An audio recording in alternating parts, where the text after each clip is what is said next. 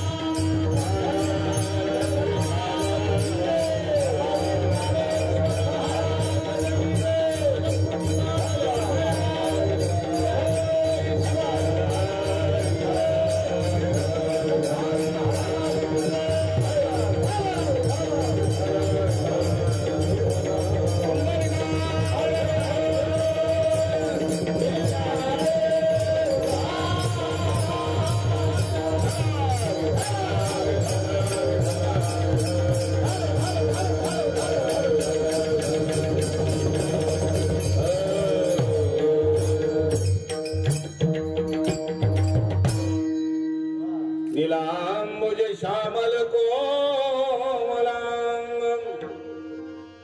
सीता समोर पीतवाम भागम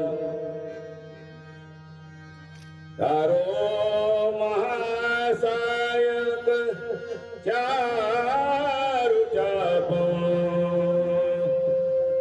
नमामि राम रघुनाथ वंशं नमामि राम रघुनाथ वंशं कृष्णाय वासुदेवाय हरे परमात्मने प्रणत क्लेशनाशाय गोविंदाय नमो नमः नमः पूर्वाय गिरे पश्चिमाग्रे नमो नमः ज्योतिर्गणानाधिपतये दिनाधिपतये नमो नमः दिनाधिपतये नमो नमः पांडुरंगा करू प्रथम नाम पांडुरंगा करू प्रथम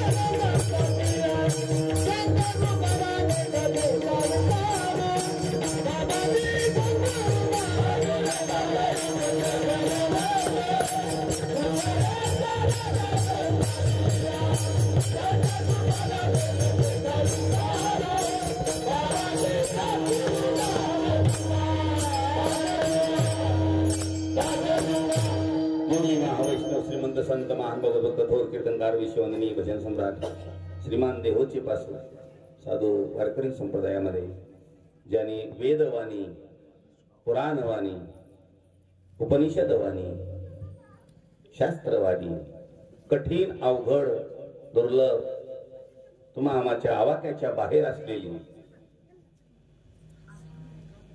ती तुम्हा आम्हा सर्वांना समजेल अशी ज्यांनी सोपी केली सरळ केली भजन मार्ग ज्यांनी सरळ केला देवाकडे जाण्याची वाट ज्यांनी तुम्हा आम्हाला जवळ येऊन सांगितली हाताला घेऊन तुकोबाचे अभंग म्हणजे हाताला घेऊन देवाकडे घेऊन जातात तुकोबाचे अभंग सप्त्यात हाणाला देवळात ठोकाला केले नाही ते देवाकडे जायला केलेले कोणा बुवाची गाठ घ्यायला तर अजिबात केले नाही आम्ही अभंगाचा उपयोग इकडेच घेऊन चाललो महाराज त्याची ओळख सांग त्याची ओळख सांग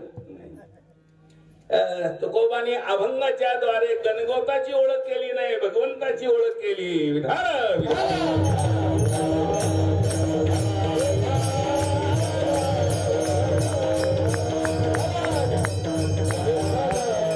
मधल्या काळामध्ये जरा दसऱ्यात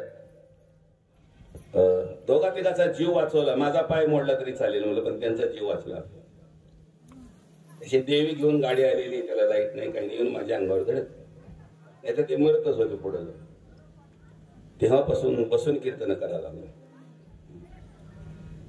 काही लोकांतर्क कुतर्क टाका तार्किकाचा संग पांडुरंग स्मरावा. जे 10वी नापास झालेले काही आमच्याकडे वारकरी आहेत. कळलं का 10वी नापास म्हणजे? अभंग म्हणतात पण अभंगातलं कळत त्यांचा विषय कधीच निघत नाही. मला ते मरस्तोर जरी बसले सेकंड परीक्षेला तर त्यांना असं वाटतं की बसून कसं काय केलं, कीर्तन कसं करावं म्हणजे पेढा कसा खावं असा विचारलं जातं. पेढा बसून खावा का उठून खावा का निजून खावा? अरे उठून खाल्ला तरी तेवढाच गोड आहे, बसून खाल्ला तरी तेवढाच गोड आहे आणि निजून खाल्ला तरी तेवढाच गोड आहे. पेढा कसा खायचा हे बघू नको, तोंड कसं ठेवायचं हे बघ. पेढ्या खाणाऱ्याचं तोंड जर रोगी असेल तर उभारूनही खाऊन उपयोग नाही. विठाल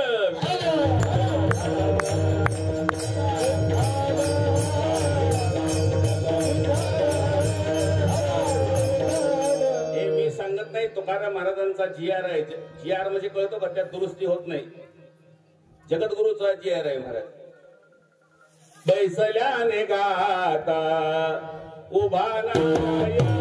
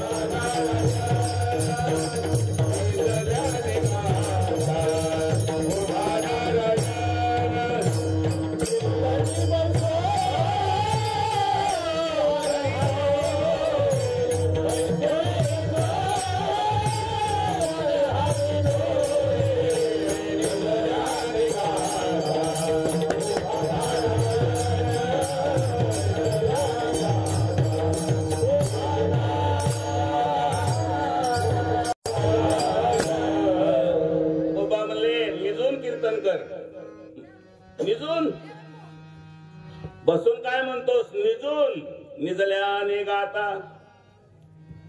पंढरपूरला एखादा चातुर्मासी महाराजांचं कीर्तन होत तर नाही, ते जुने चातुर्मासी. मग त्यांना आता काही शक्तीच राहिली नाही. ते म्हणले कीर्तन तर करायचं आहे. लोक म्हणले कसं करायचं आहे? महाराज म्हणले निजून करायचं. शरीराची अवस्था महत्वाची नाही, अंतकरणाची अवस्था महत्वाची. कीर्तन हे अंतकरणाचा विषय आहे, शरीराचा विषय नाही. आणि जोपर्यंत हे बघा अंगांगी विधान कळतं का तुम्हाला? अंगांगी, अंग म्हणजे शरीर, अंगी म्हणजे कापड. प्रधान कोण आहे? अंग आहे म्हणून कापड आहे का कापड आहे म्हणून अंग? अंगांगी. अंगवांगी मुराला फार मोठा शास्त्र सिद्धांत आहे महाराज. अंगवांगी. अंगी जपायची नाही, अंग जपायचं आहे. आणि आम्ही अंग्या जपण्याच्या नादात अंग गेलं खराब होऊन. काय वाटोळ झालं, मळ चढला, घाण चढला, अंग बी वाकडं झालं, वागणं बी. तेव्हा लक्ष अंगीवर नको, अंगावर असावं. विधान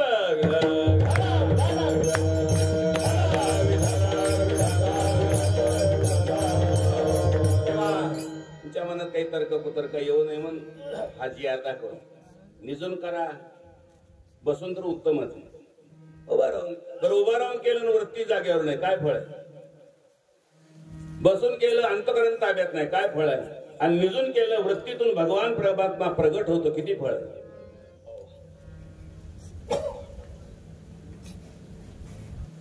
काय दुधाळा असावी का शिंगात चांगली असावी? दुधाळा असावा. मग बुवा उभारलेला असावं का बसलेला असावं? दूध चांगलं पाहिजे.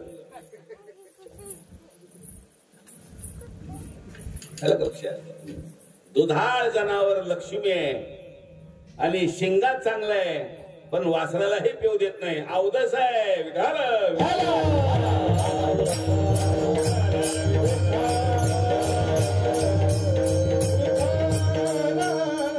जे उपकार आई करू शकत नाही, जे उपकार बाप करू शकत नाही, जे उपकार बहीण करू शकत नाही, जे उपकार भाऊ करू शकत नाही, जे उपकार नवरा करू शकत नाही, जे उपकार बायको करू शकत नाही, जे उपकार मुलगा करू शकत नाही, जे उपकार सून करू शकत नाही, त्याच्यापेक्षा जास्त उपकार तुकोबांचे जगावर झाले. का झाले?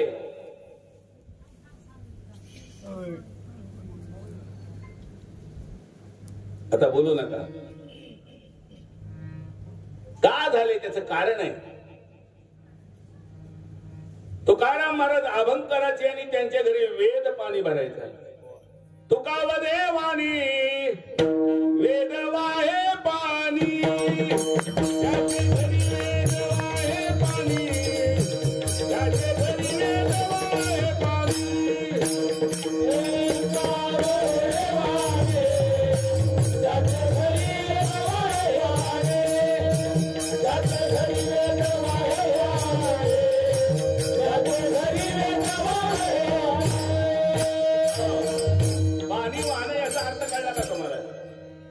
पाणी वाहतो म्हणजे काय करतो? पाणी आणून ओततो. हे क्रिया सहजासहजी आहे, पण त्याला गुण काय? चाकरी, मजुरी. काय बघ, 4 पैसे नेतोस, नाही दिले तर माझ्या घरी पाणी भरायला लागल तुला. पाणी म्हणजे कळलं का तुम्हाला? पाणी भरणं म्हणजे वेद ज्याच्या घरी चाकरी करतो त्याचे हे अभंग आहे. देवळात मनाला धिंगणा घालायला नाही. कोंडू कोंडू धरीन जीव, जीव नको त्याच्या नादी लागलाय. देवळावर कशाला गेला तिकडे जीवाला? हे कळणं फार महत्वाचं. नैमिषारण्यामध्ये 88,000 ऋषी दीर्घ सत्र करीत होते. 1000 वर्षाचा यत्न करीत होते. किती वर्षाचा? 88,000 ऋषी मंत्र घोष करीत होते. तिथे सुतजी महाराज आले. सुत माहिती का तुम्हाला? सुत हे पुराण करणाऱ्याला व्यास म्हणतात आणि पुराण सांगणाऱ्याला सूत म्हणतात आणि कीर्तन करणाऱ्याला सेवक म्हणतात. लबाड गोष्ट आहे. कुठल्या दुकानात नाले काही कळत नाही. हा मालच कोणत्याही आडात नाले कळलं नाही मला. जे पुराण निर्माण करतात त्यांना व्यास म्हणतात आणि जे पुराण सांगतात त्यांना सूत म्हणतात. आणि 2च लोक भजन करणारे निघाले जगात भगवंताचं. एक नारद आणि दुसरा तुंबर. एक आकड्यामध्ये म्हणतो नारद तुंबर येती भक्ताच्या कोटी, कवाडाडोनी पाहता ते जगतीचे. हे कुठल्या गावचा आहे तुंबर? कुर्डवाडीचा? रोपड्याचा आहे का? कुठला आहे तुंबर? कधी गाठ पडली का नाही? जगात पहिल्यांदा काकडा या दोघांनी केला, नारदाने आणि तुंबर. कधी ओळख आहे का तुंबरची? हे जे आमचे लोक आता संगीतकार झालेत ना, त्या तुंबरूच खाली पडलेलं आहे महाराज. ते ज्याला आम्ही सम्राट, भजन सम्राट हे असं म्हणतो. मी तर म्हणतो जेवढे संगीतकार आहेत त्या सगळ्यांनी म्हणून तुंबरूची पुण्यतिथी केली पाहिजे. त्यांचा खरा देव तो आहे. त्याची उपासना केली पाहिजे घराघरामध्ये. भगवान नारायणाचं संगीत भजन करणाऱ्याचं नाव नारद आहे. आलं का लक्षात? आता तुंबरू कुणाचं नाव आहे तुम्ही हुडकून काढा, नसेल तर पुढचे करताना सांग. हे जगातले सर्वश्रेष्ठ गायक आहेत. तुंबरू जर गायला लागला तर जे समाधीला गेलेले आहेत तेही समाधी सोडून येत होते बाय. असं त्यांचं गायन. फक्त तुंबरूच्या पुढे गुळ तेवढा नव्हता, एवढंच. गोळाचे गायक वेगळे आणि तंबूरूचे गायक वेगळे.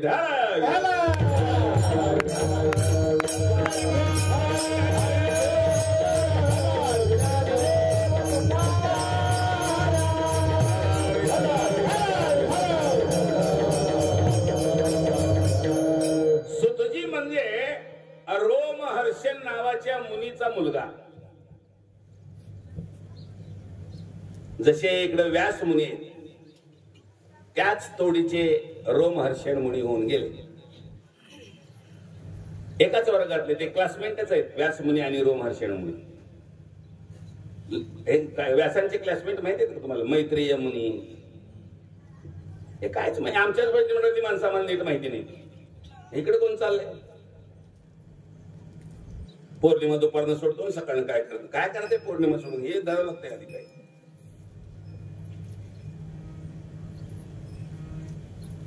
एका वर्गातले मैत्रेय मुनी,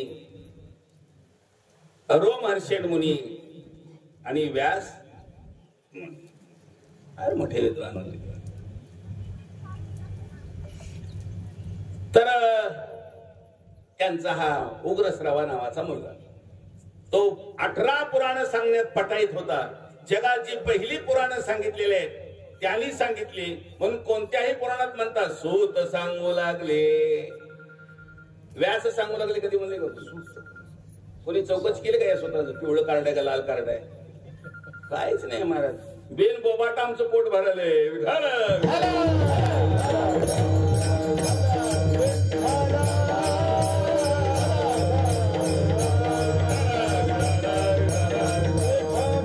आणि मग हे सुतजी फिरत फिरत तिथं आले, नैमिषारण्यामध्ये आले. आता कीर्तन संपल्यावर फोन करतो मी. नैमिषारण्यामध्ये आले. 88,000 एका ऋषीची 1.25 लाख वर्ष तपश्चर्या होती. मला त्यांना जर गायीचं दूध पाहिजे असेल तर अशी जिवंत गाय नसायची. गायीचं चित्र काढायचे तिथनं धार काढायची. फक्त डेअरी काढली नाही म्हणून त्यांच्याकडे धार राहायची. आमच्यासारखे बोन डेअरी आणली असते. टाळ ह्याच्याच घरात, हिना ह्याच्याच घरात, कपड्याच्या थोडल्या पोराकडं बुडाल भाव गावातलं भजन पाहत. वारसाकाच्या इस्टेटी सारखं झालंय हे.